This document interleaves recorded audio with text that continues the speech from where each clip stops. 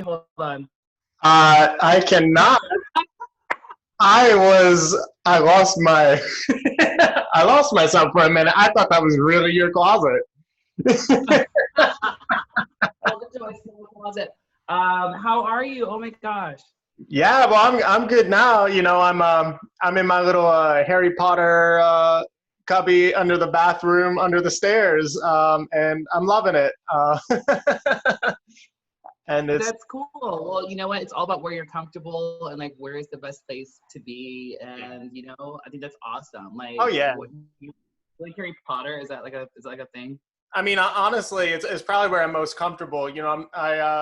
I've become so used to like close knit spaces, so it's just where I'm at home, and probably the best sound quality. Actually, it probably sounds better in this small room. But yeah, They do how you say been? like they do say you should sing in bathrooms, and I do love karaoke. So I'm like, that is one of my favorite places to actually like be is in the bathroom. And so people are like, where do you like to be most? I'm like, the bathroom, obviously. If you don't want to see me dancing with somebody, yeah.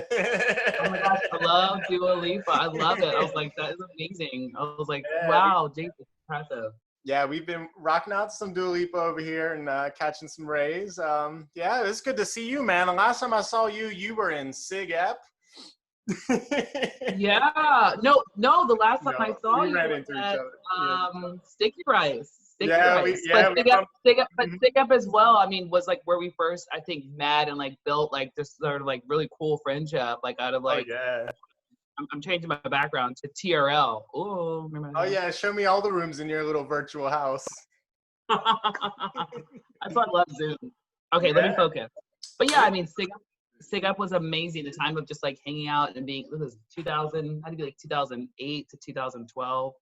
So a totally different world than what we're in right now. Yeah, and it was such a pleasure. When I first got back, I happened to run into Sheehan, right? Yes, she and Uh, oh my god, he lived right down the street from me, believe it or not, in the north side.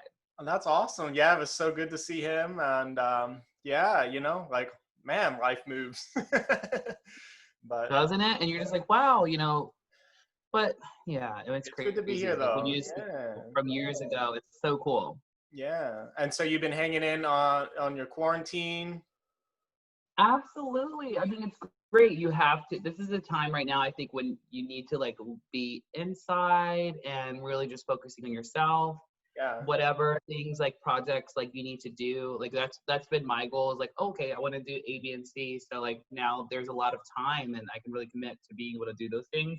uh-huh. That otherwise, when you're just like running and gunning and trying to get all of these things done, I think that it's become a little bit too much. I think now's the time to sort of refresh. Yeah. So that's been what I've been doing personally. How about you? How have you been doing? Well, I technically, I guess I could have been an essential worker at the sign shop, where it's business supply industry. So I could have kept working, but with the world on pause, I felt like this was my time. I always knew that I might need to live off my savings for a little bit and really take some time out to kind of see what I'm really about and get all the hooks out of me and just see what I do when my day is completely unstructured and what do I get into. And here we are. I read dozens of books on my weeks off. I would walk like 8 hours a day, listen to just Amazing. podcasts and audiobooks nonstop and just learning. And I probably wrote like 400 pages of stuff. Whatever. Wow. What kind of stuff are you writing? Tell me more. That's so cool. Well, it has to do a lot with why I wanted to start this podcast. I coming out of college, I got into creative writing, and I felt terrible at it because I realized I wasn't actually trying to do creative writing. I was actually trying to explore my subconscious and different Mm. characters and the environments that I would try to write about.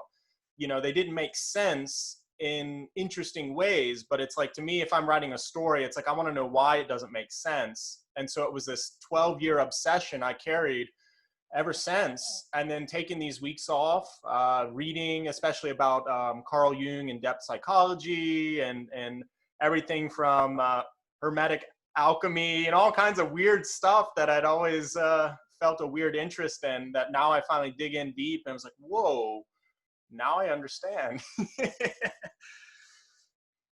Too much. Too much. No, I think it's amazing. I'm actually just sort of like tracking this and just trying to figure out, sort of, I think that's amazing.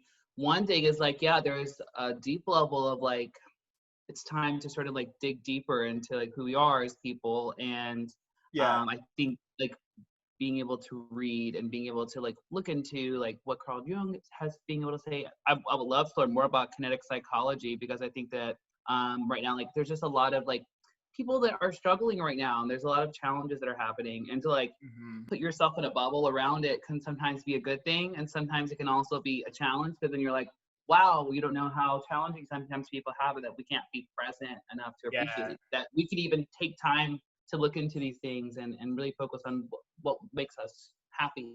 And Yeah. I feel guilty sometimes for being happy. I feel like I'm guilty because I'm like, I should be really upset right now because this, but I have to kind of put myself into a little bit of a cocoon. And that's really, I mean, I know right now my background looks funny, but this is the Lewis Ginter Botanical Park. I love And it. like, this is a place I wish I could be right now, but right now it's like we can't be there. Uh-huh. But a cocoon, like, and I feel like maybe those are some things.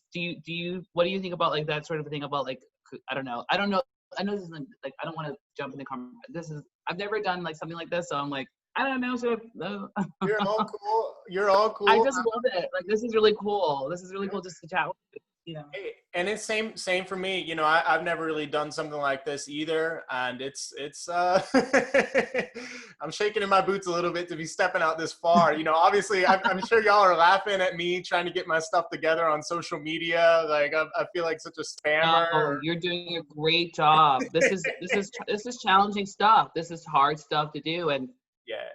You're But I definitely really care about it, and I feel like this is why I kind of wanted you to get on camera and have a chance to explain your spiritual landscape, because I feel like we both have a very strong why, and even though we come from very different backgrounds, and we've kind of, our worlds have kind of meshed, and then we've wandered off, I feel like we've had that in common, where we both always had a very strong why, and I think we're both very imaginative. And so I really wanted to get to know how you would answer this question. So do you want to roll with it?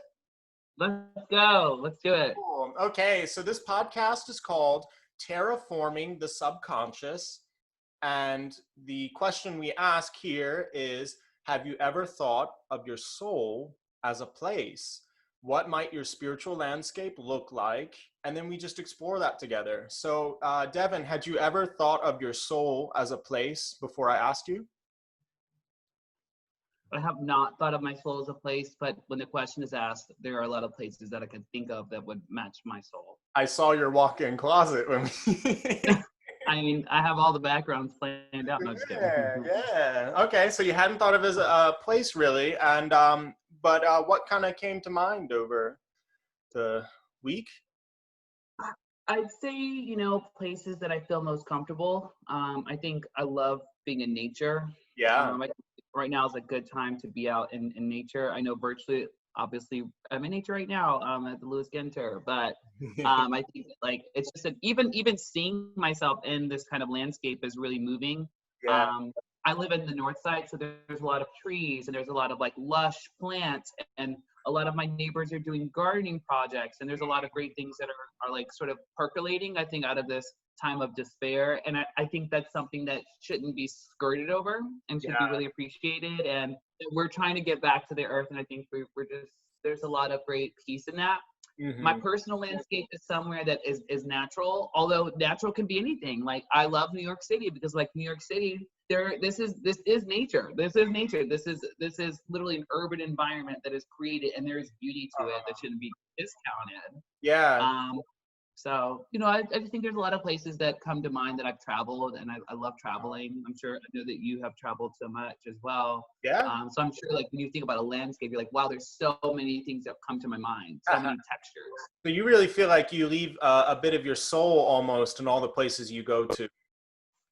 Oh, absolutely. I feel like there's always somewhere that you go that you feel like you've learned something you never thought you would learn. Yeah. Yeah. Whether it's a new language, whether it's a different kind of food, whether it's something just about yourself, you know? Mhm. So yeah, I feel like there is a little bit of something where you kind of like, there is a soul and a connection to places that you've been in your Yeah. life. And, for a long time when I traveled, like I'm a pretty nostalgic person. And when Mhm. especially when I first traveled to Ireland or when I got to Japan, knowing that I was going to transition or knowing that I was going to be there for a short time, but especially being in Japan where I knew I was going to be there for a long time and that I was going to probably come home. It was like, um, I always had such divided feelings about it, like almost an anxiety about it, like how much of my allowing myself to put too much of my soul bonded into that place and then wind up divided in between two countries or something. And I feel like almost there's no stopping it. Like it's almost you just let it happen, But I don't know. Does that feel like a kind of division like that when you travel to abroad, like you had to leave part of yourself behind? Or do you feel like, oh, that was a wonderful adventure, a wonderland, and then I come home and I'm just bring all that energy with me? I think it's a little bit of both. Yeah. I always believe when you go to a foreign country or really anywhere Hmm. that you should always be open and open yourself to what their culture, whatever that culture is, whatever the differences are. Like, oh, okay, like this may not be something I would do at home, but that's why I'm traveling to this place because I want to embrace that. Hmm. And then I feel like there is a bit of like, you also want to like bring your own energy and your own taste and your own feelings and your own like thoughts, your own, because like a lot of people that I'm sure that we both met abroad, they're like they look at us and we all have preconceived notions of like Hmm. what this person may be like, what's important to them, how they dress, what they speak, how much money they make. I mean, all of these things that are like, and like I'm a Buddhist, and I wouldn't say I'm like the most knowledgeable, but there is the thing called tanha, which are like these things that we connect ourselves to that are so important, that are like our valuables, and Uh, how really invaluable those things are. okay.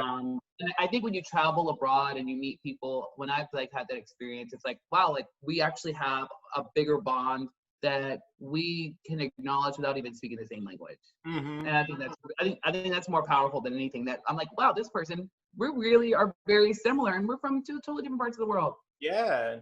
So you do consider yourself a Buddhist? Yes, and I've taken a really great class at BCU that I like was really like a great pathway into like really like learning more in an academic sense, not just like, oh, okay, like I agree with these things that Uh-huh. are obviously tenets of Buddhism, but like I'm actually learning on an academic level. Like there are things that are like, oh wow, like I truly believe in that. But I think all religions have like certain levels of like synergy and are all valuable and important. But that's just and Buddhism's not really like a religion, but it is like in the sense. Oh yeah, yeah. Hmm. It's really complex, obviously, but I just think it's important. I that's how I spiritually connect with the earth, and I think that's just Yeah, that's my yeah, and a lot of my time off in the last like 6 weeks and stuff, I think I'd always come from a pretty Gnostic background. Um, mm-hmm. so Christian Gnostics being people who they saw Christianity as a metaphor, um, and they believe almost that you were redeemed by your works to a degree. You do have to put effort into refining your character and your soul. And Christian Gnostics, that's where they come along with this element of alchemy.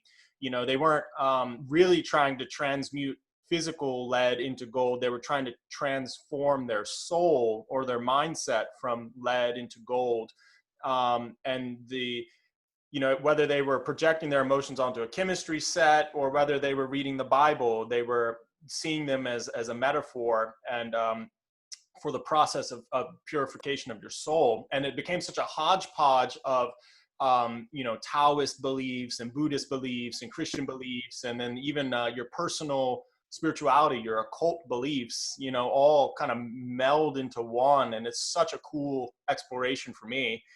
Um, and it all results in this spiritual landscape, which again is my fascination with it. Um, You mentioned something interesting to me on Facebook. And by the way, if I'm talking too much, you No, you're great. You're great. I love this. This is great. I'm like, wow, this is, we could just connect and talk. So no, this is awesome. You mentioned to me on Facebook when we first talked a little about it. The first thing you threw out there was the idea of the seasonal changes. Can you explain that a little bit more?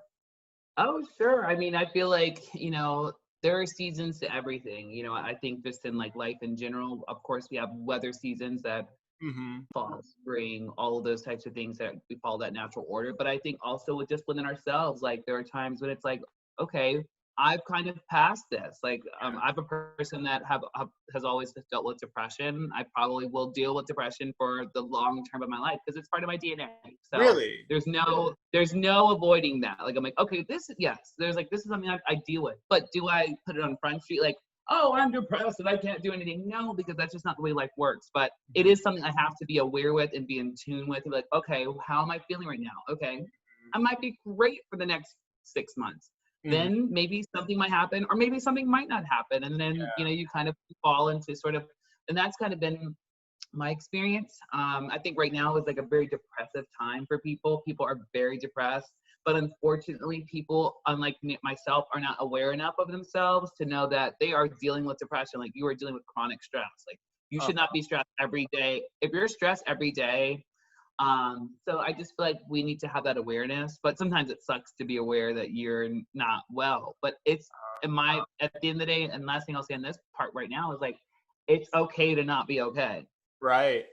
Do you mind if I ask, how does that depression manifest for you? Like, it manifests in ways you don't really catch at first. Like, have, I mean, I would say I'm 100% aware of like what I feel. I'm like, oh, okay. like I'm upset, and maybe there's not really a reason that I'm upset, but I am like I think there's a lot of like sometimes there's PTSD where you're like things just trigger you, and you're like, oh, like I'm feeling, I know how I'm feeling, and the worst thing you can do is like take it on other people. And Yeah. sometimes I'm like, okay, let me just take a moment to step away, and I need to step away and reorient myself, or be like kind of check in with myself, or call my mom. I call my mom a lot. She's like, okay, yeah. Mm-hmm. That's But good. that's great. Those are people, you get to find people you trust. You have to find people that you can be able to share what you're going through, because you can't do that with everybody. You cannot tell everybody how you feel.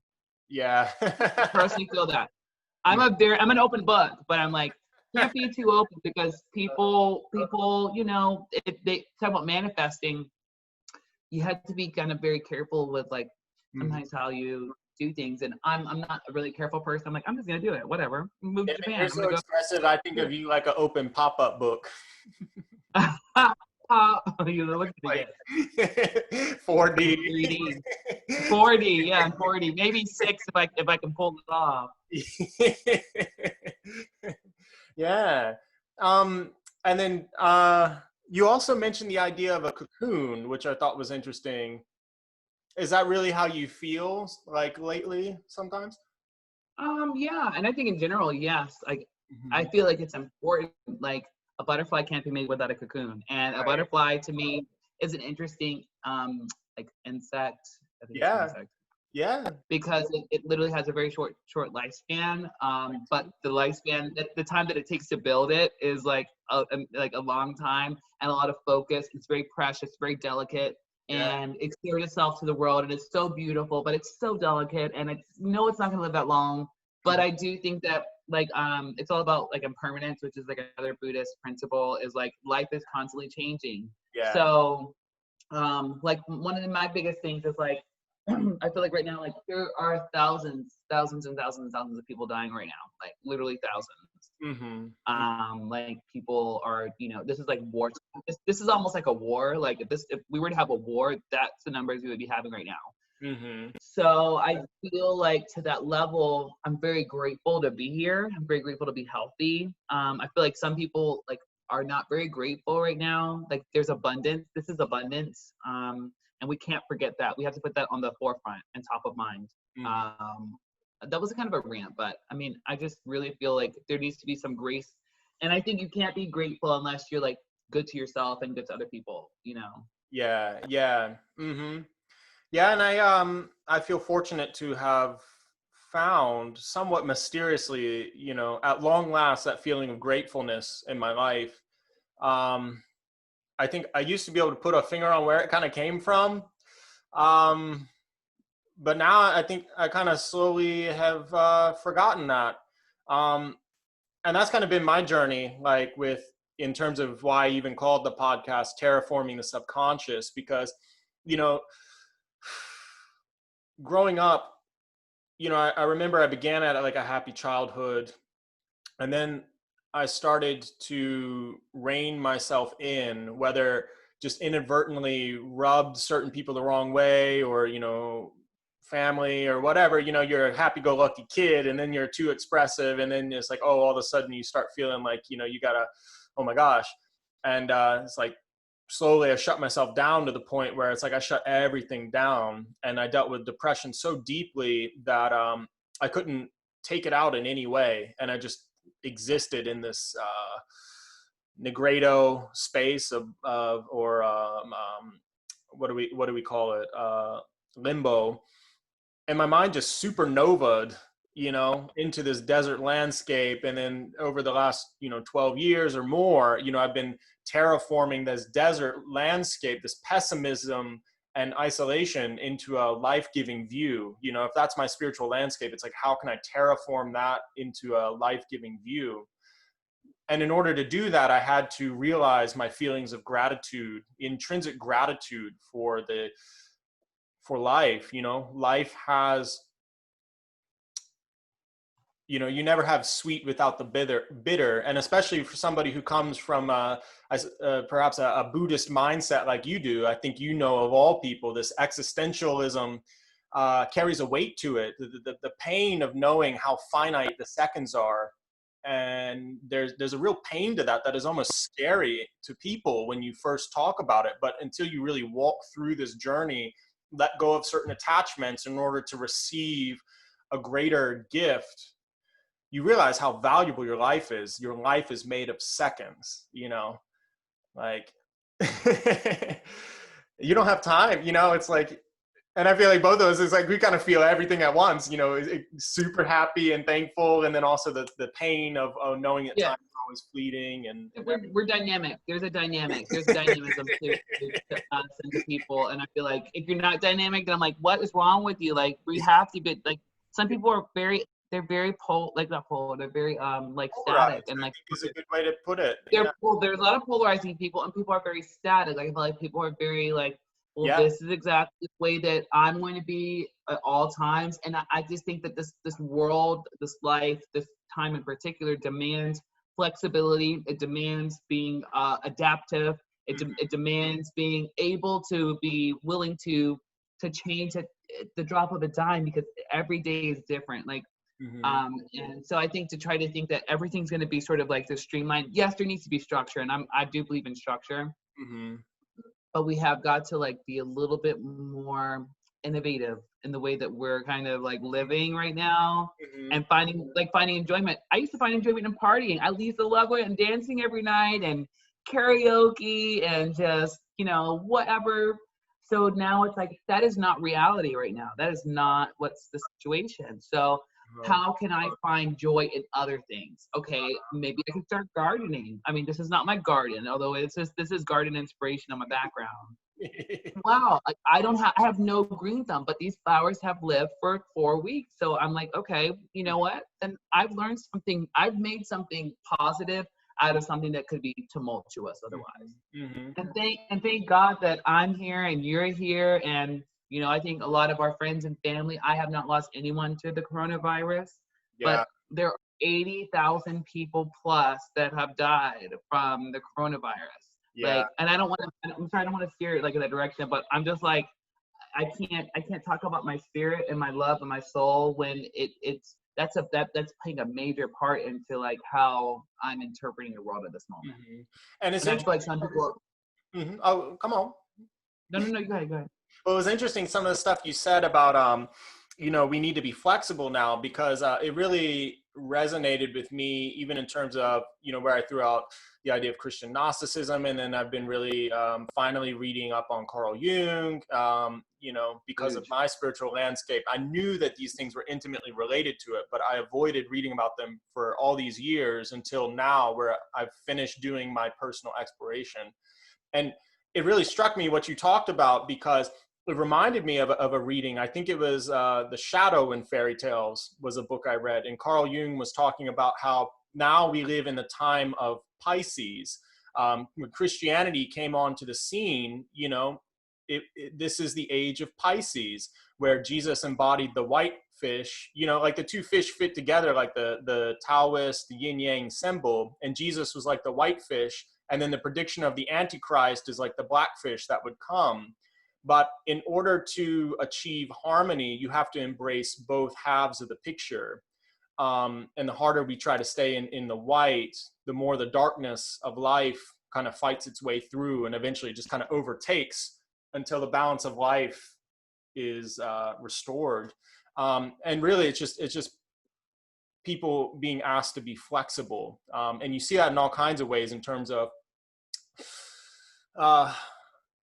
people and women, with women embracing more of their masculine sides, men are being asked to embrace more of their feminine sides. Or with even in terms of religions, I think we're realizing that, well, as much as we'd all like to be just pure, it's not possible. We're human. And the more we try to just remain innocent and pure, you wind up, the left hand doesn't know what the right hand is doing. And now we have all this chaos of racism and antagonism, and people wondering why. And it's like, well, we're trying too hard to keep this kind of kindergarten innocence, when we have to be flexible and maturate our humanity.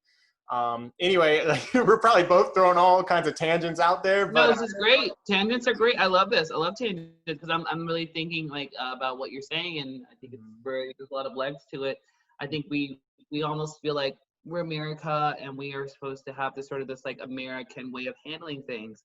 That right now I that's the way I like to do things. I like for America to have sort of this, like, we don't need to be the police of the world, but I do think that we need to a certain sense of like goodwill, and a certain sense of like, heart and love and admiration that we give to each other because we are compatriots, that I just feel like has dissolved. And that personally for me it's killing my soul. Not just that, but like the constant amount of black black men particularly, that are being killed right now. Like, yeah. I can't even like, I can't be spiritually clean and spiritually whole when I feel like I'm on a chopping block that maybe I don't even know about. Like, people are being killed going out jogging. And I don't want to be real, to go into like this negative mindset, but I just think that these are things that are going on. And to your point, we can't be like sort of this like delusional level of happiness when there are things that are very serious things going on that could be prevented. Everything that's going on right now that is of negative sort of impact could be, or could have been, easily prevented. Yeah, and I agree. And I think kind of uniting where we're both kind of batting around is people are being asked to adapt. Changing centuries, changing technology, and changing relationship with nature, changing relationship with global borders, changing relationship with, our own understanding of psychology. And at any time that we resist adaptation, there's a lot of times these turmoils break out one way or another. The harder we try to resist adapting to the changing situation. So it's urgent for us to wake up to the direction, the zeitgeist that we live in, and that's calling us to truly adapt in the meaningful ways that we need to in order to survive. And again, that's where I got interested in this idea of terraforming the subconscious, because like, how do we adapt to a new age? How do we adapt to a kind of formless structure? The old constructs are falling down. So where do we look now for answers? And this is really interested in me because I think this goes with our survival instinct. Australian Bushmen or the Aborigines. You know, they will spend their whole life in isolation, and they follow these inner images that lead them through the course of spiritual transformations that are necessary, you know, throughout all stages of their life. I don't think those have ever been erased. I think they're deep down in all of us, and that's what we're returning to now. You know, so somewhere in there, but Yeah, we have to. yeah. If we choose to ignore what is going on in this world right now, it would be to our biggest detriment. Hmm. And I do have friends that say they don't watch the news, they don't read the news because it's so negative, and I agree. It's a very negative thing to watch, but I do think like being informed about what's going on in the world is so important. I think that it it's almost like you have, but again, that cocoon, you have to be like, I know what's going on in the world, but Yeah. at least my part of the world is fine, and I can put on those blinders to say my nieces are healthy and happy, my parents who are both 60 plus are healthy and happy, my brother and sister-in-law are happy.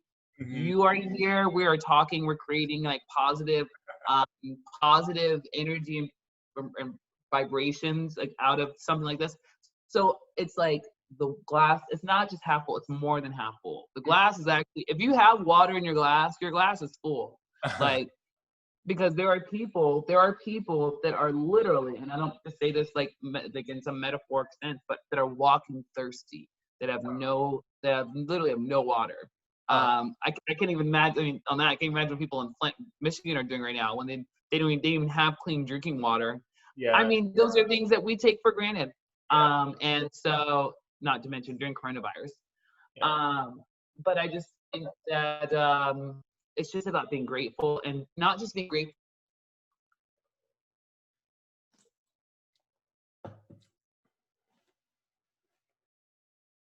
of like everyone sort of being like self-focused, but it's how do we give that back in a way that some people can't give money, so give your time. Some people can't give time, so give money. Hmm.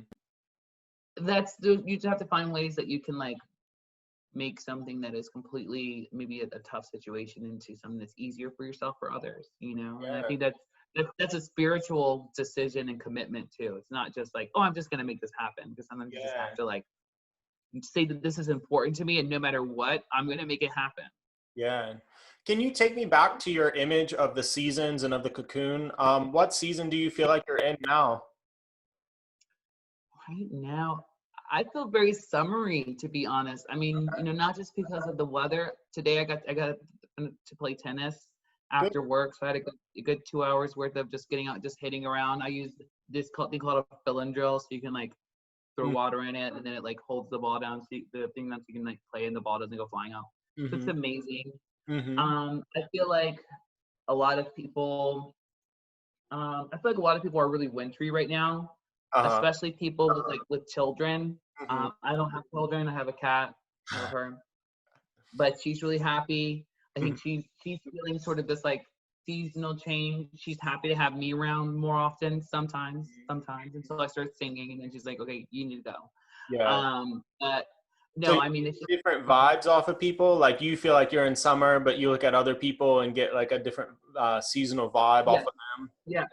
Yes, and I feel like I have to modify the way how great I'm feeling, because I'm like, I'm going and recording music. I'm going and playing tennis. I'm going and I'm working from home. I have a job. Like Mm. I have a great job. So these are things that I'm like, it could be worse. It could Yeah. last year in fact was personally much worse for me than right now. So, and last year I watched everyone else flourish and doing well, and not that it's comparing and contrasting, because I think that your success is your life is what everything is made for you personally.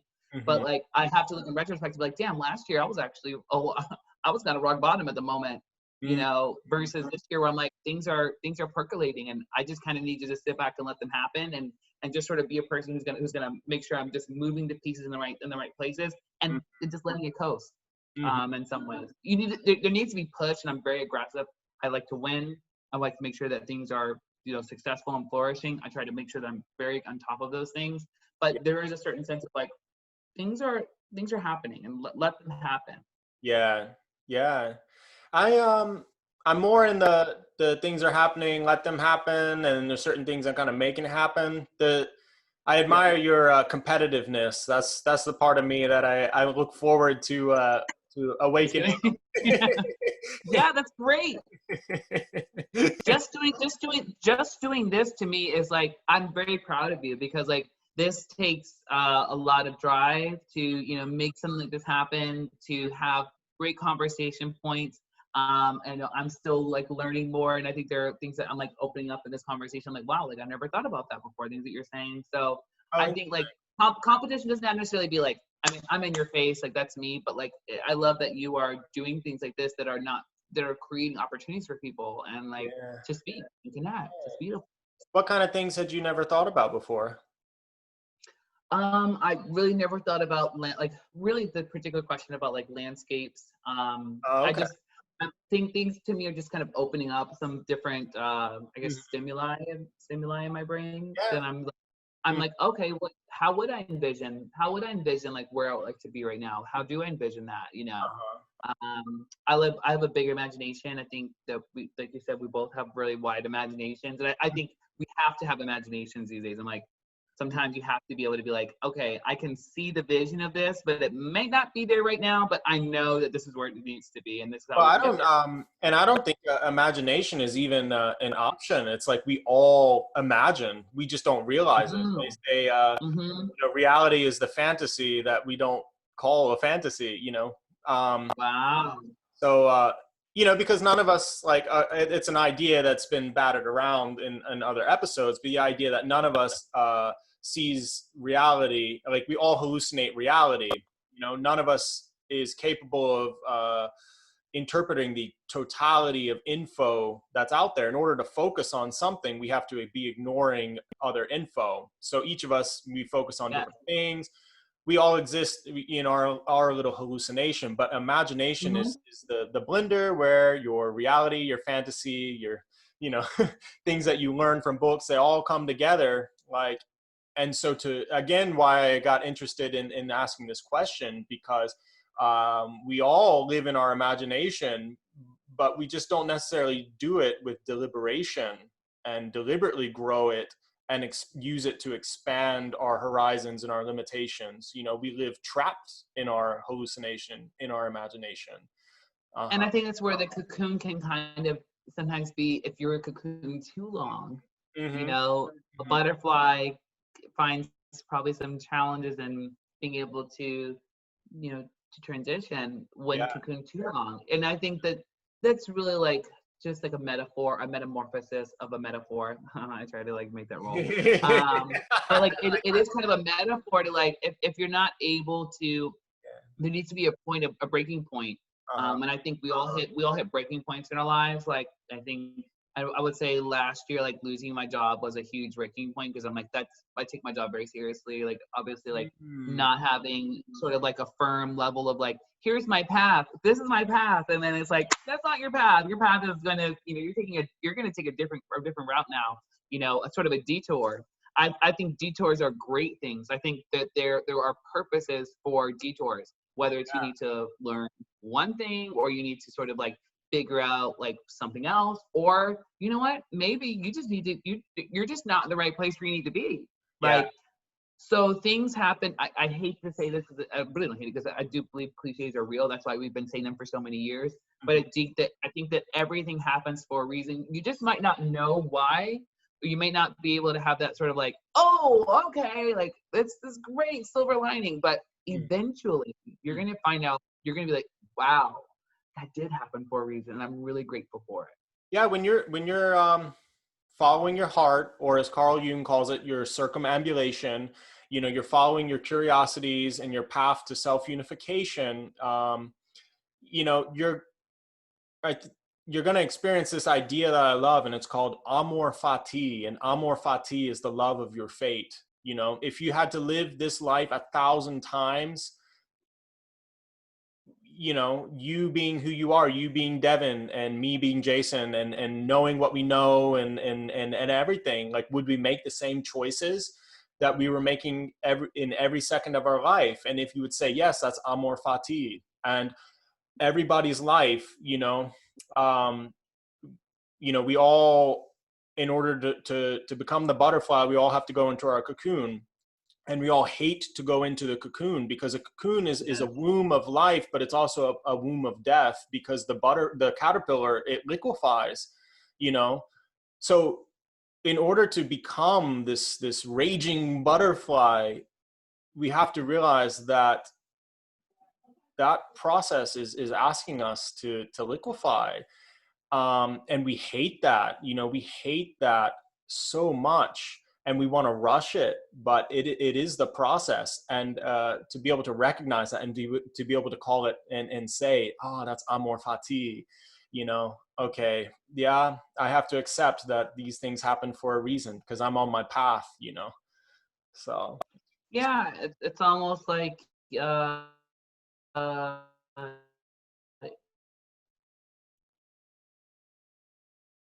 it's like a car. A car is gonna, like I just feel like it's almost like you have to be kind of gritty, like, and take what comes. But then at the same time, like, I always hate to hear people say like, "Oh, I didn't have a choice." Hmm. And have a decision. Like, you always have a choice. Everyone has a decision. Like, this, what decision did you make to make you up to that point? Hmm. Hmm. I don't know, it's kind of an aside, but I do feel like there is a certain amount of like certain things that are meant to happen. Like, to your point about more fati, like there are certain things that are meant to happen. There is a divine path for everyone, like whether we like to realize it or not. And maybe that's the Buddhist in me that I'm like, there are things that you're leading up to. But how you get there, that's all the fun in it. That's the fun of it all. Like, there's so much opportunity. I think, especially in the country we live in, beyond the problems of our country, there's a lot of opportunity. There's a lot of chance, a lot of ways that you can take control of your own life. There are things that you're in control of that nobody else can control. But it's up to you, to sort of make those decisions and Hmm. live with the consequences of those decisions, Yeah, whatever those that's a are. big part. Yeah, yeah. um how do you know that you're living to, I suppose, your highest potential? Like, obviously, if we knew how to live to our highest potential today, well, I'm going to assume that most of us would want to make those changes of behavior, or pursue those interests. But how do you know that you're living to your highest potential now, and continue to reach that? I guess you never really do. I think your potential is always increasing. I feel like there's never a point where I'm like, wow, I really hit my ceiling, because I'm like, Exactly. I'm always I'm like, well, now what's the new thing? Like, kind of what's next? So Mm. sometimes it's really, for me personally, it's not so much of like, how do I figure out what's the next? It's more of like, how do I sort of like settle and say like, this is where I need to be right now. Like, okay, I've hit a good spot right now. Like, There you go. I've fought, I've been scrappy, I've done everything I need to do. Uh-huh. I think as Americans, we're kind of bred to think, what's next? How do we pivot? How do we move forward? Especially in our age group. I mean, I Mhm. think we're really taught to like, we're bred to like try to be like, to hustle and move forward and do things. But I think sometimes there's like, it's actually, you're kind of good where you are right now. It's okay to just, and maybe that's again a Buddhist thing. It's just like, it's good to just be like, I'm okay with where I am right now, and I need to take some time to just Mhm. let that marinate. I think You don't want to, really, you don't want to cook like a fish that you put in batter that hasn't had time to marinate. Like, you want it to marinate right. a little bit. Yeah, yeah, and I think you hit the nail on the head. Especially in America. We're like a shark economy and shark mentality. It's like, Yeah. heaven forbid you slow down for a second, and we're being Yeah. forced to. But you cannot experience gratitude, um, unless you do that. And so it's like, so many of us are waking up like, whoa, like, is this what life feels like? Like, yeah, this is the middle of a pandemic, and we mourn for those we lost, but at the same time, being forced to slow down is also giving us a new vision of life. And I think that's so fascinating. you know Right. I Hmm. think it's great. I think it's necessary. I think we needed a change in perspective. Hmm. I think Hmm. this is unfortunately what it's taken for us here. I think the earth will always cleanse itself.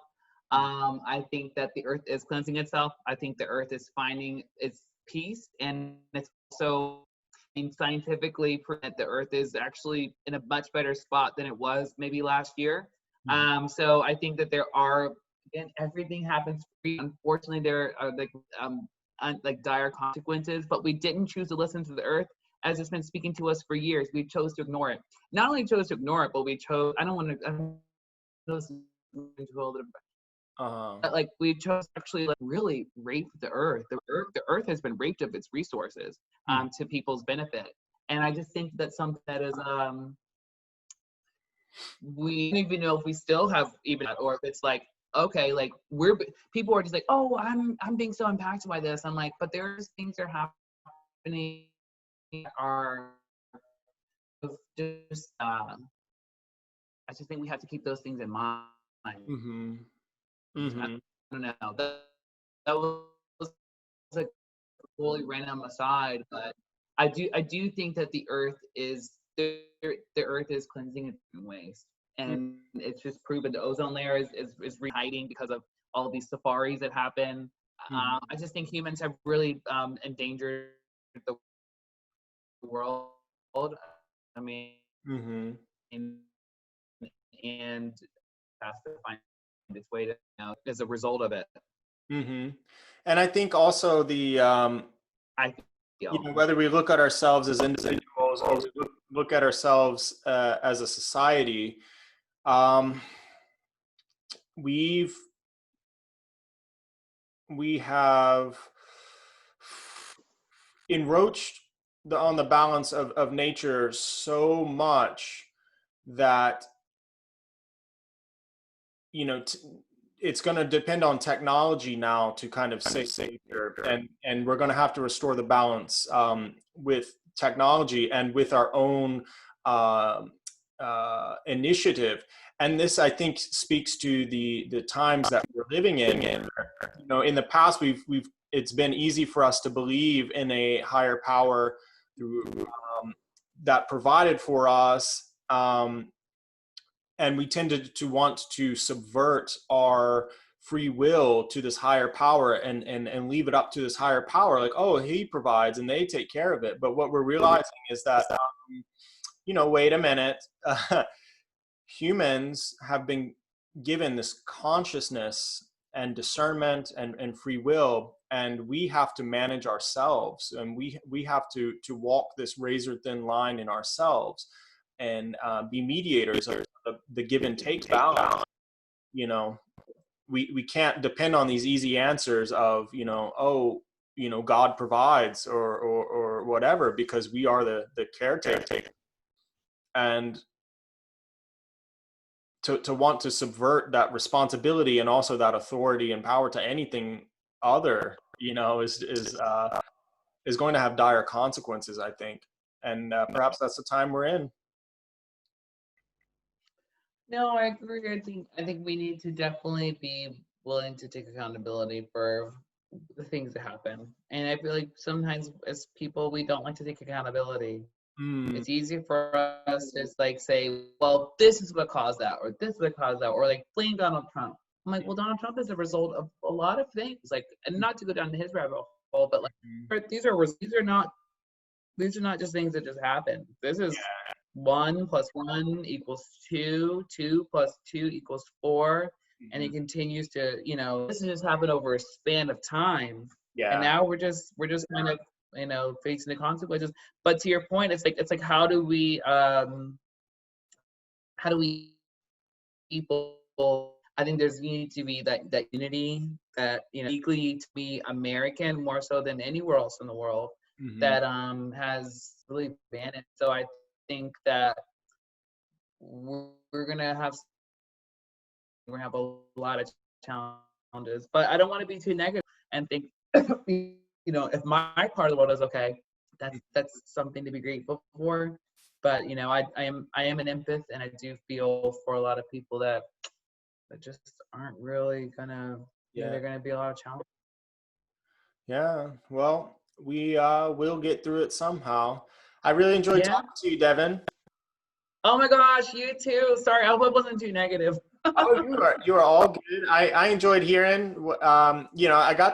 I enjoyed hearing the where you it was interesting to see how you talked about the experience of the seasons in yourself and then also in other people, you know, and then the image of the cocoon. So I really look forward to following up with you and seeing how this image of the cocoon evolves and seeing what kind of butterfly you may pop out as, you know, and what I season. know, right here. Let's get intern. Just Yeah, kidding. well, yeah. Or hold on, or just like in my bedroom. Hold on, what's uh, I just thought this is so boring. I was like, this is boring. I want to be behind in front of a wall. Oh, it's hey, you know, I'm in the bathroom. I love it. I love it. I love it. I do love it. But I really appreciate your time and I appreciate catching up. And, you know, I look forward to seeing where this goes. Absolutely. If you can, would you mind sending me this? Because I will take it and I'll just make it, I'll just edit it. Because there's, you know, I think this is a really full conversation, but sometimes I'm like, like I'm like, I that's will not how, totally you know. leave it to you. I will let you Devinize it as you will. No, oh, no, hold on. Oops, hold on. I'm messing up. Wine doesn't help. That's great. I mean, this is amazing. I'm telling you truly, this is amazing. I think that we should do it again. I just think that like I kind of was like, I don't know where this is gonna go, like what questions he's gonna ask. I was like really nervous. But I was like, I'm just gonna jump into it. So Yeah, you are all good. I will say that we should definitely do it again if that's something you're open to. But I think this is really cool. This is really. I just was like, I was kind of like a little anxious to like, let's see where this goes. So Yeah, that's like, really cool. Yeah, you know, I'll save it. And that's how I plan this to go, you know, because this is a conversation that nobody really has any idea about. The point is to explore, you know, and you know there may be, you know, retrials or evolutions, you know, and even if it goes right the first time, we're going to go back in and explore and push it, because that's why it's called terraforming. You know, it's going to evolve, and that's what I hope. So hey, thanks for your time, man. thank you. Oh my gosh, what a great opportunity, and thank you again. Yeah, well, keep in touch, you know. Will do. Bye, Jason. Bye, Devin.